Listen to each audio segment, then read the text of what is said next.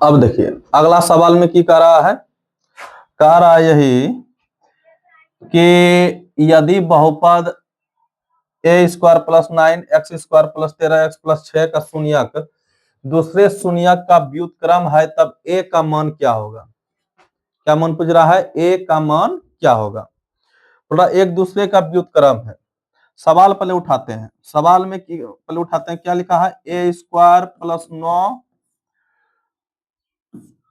X square plus 13 x plus 6 बराबर हम 0 मानते हैं। पहले इसमें ए बी सी का मान बैठा लेते हैं। ए का मान कितना है, ए स्क्वायर प्लस 9, यही होगा ए का मान। बी का मान किसको कहेंगे, 13, और सी का मान कहेंगे 6 कहेंगे। तो मानते हैं, पहले माना कि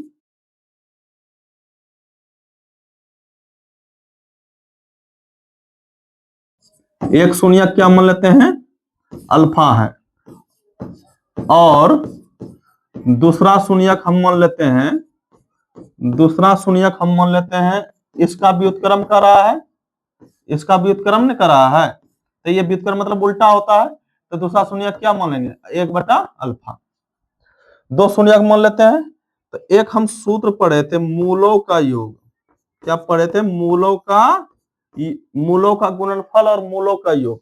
तो मूलों का गुणनफल क्या होता है,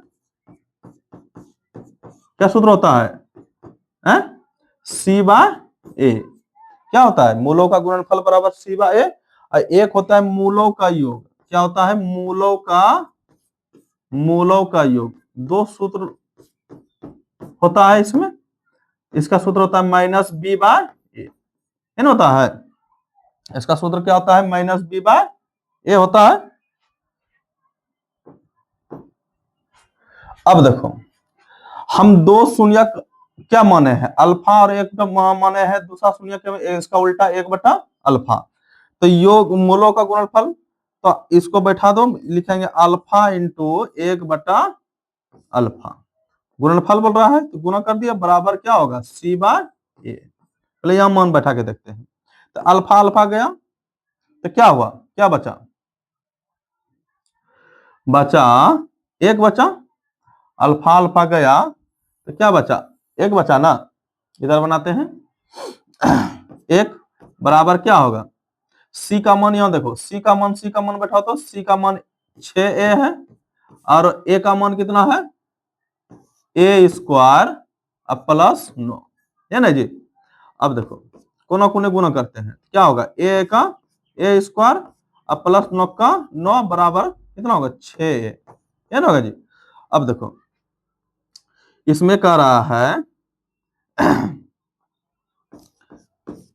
इसको पहले लिखो 6a प्लस 9, फिर वही आ गया। ए का मान ज्ञात करना है गुणनखंड विधि से, शुरू और लास्ट वाला उतारते हैं हम लोग, उतारते हैं शुरू और लास्ट वाला। 9 का 9 को तोड़ो तो 3 तिया 9, इसी में से कितना पुराना होता है, -6, यही पुराना होगा इसी में से। तो लिखेंगे -3a और -3a, क्या लिखेंगे। अब दोनों में क्या कॉमन आ रहा है, ए कॉमन आ रहा है, तो a -3 होगा। इधर इसमें दोनों में क्या आ रहा है, -3 कॉमन, तो a -3 तिया 9, 3 बचा बराबर 0, क्या होगा।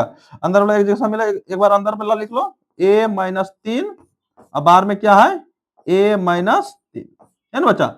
इधर बनाते हैं, दोनों का 0 एक करके बैठा दो, तो a -3 बराबर 0, और फिर a -3 बराबर 0। तो दोनों का मान एक ही आएगा, 3 आएगा। इधर भी a का मान क्या आ गया, 3। मतलब तो ये a का मान क्या निकल गया, 3 निकल गया। अगर इसमें भी मान बैठाएंगे तो यही 3 आंसर आएगा। तो हमारा फाइनली आंसर निकल के आ गया है। आप लोग देख लीजिए, स्क्रीनशॉट ले लीजिए। आगे अब सवाल देखते हैं।